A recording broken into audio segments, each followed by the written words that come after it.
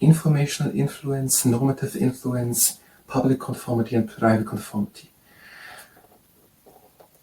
Informational influence is if that person is changing their opinion on something because that person thinks that the other person knows what they are saying. For example, the example is an experiment of Mustafa Sheriff's, and the person was seeing a line dot moving to the side a bit. And then the person was looking what were the answers of the other people, and then following actually along because the person thought the other people know something to that, and then adjusting their impression how far that point would be moving to the answers of the other people. So the other people were saying 6 and 3, and that person was saying 10, and they were coming together to 6 something because they thought the other people have a good idea, they know it's 6, it must be 6. So informational influence. The people follow along because they think the other people have also a good idea.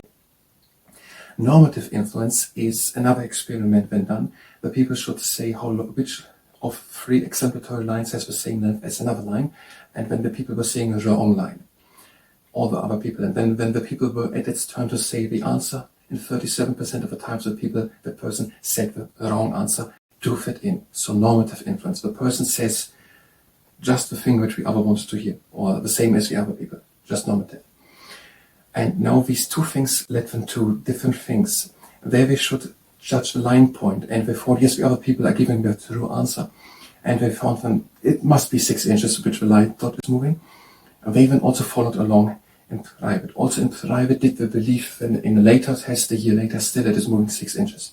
So they took the information of the other people, believing they were true, and followed them along private conformity. They believed that they're 6 inches, based on more information of the other people. Normative influence, the other influence with the lines, they immediately turned it around. As soon as they were no longer observed under group pressure, they went back and said the right answer. So it was just public conformity. Just for the public, they pretended to agree with the other people and say the wrong answer.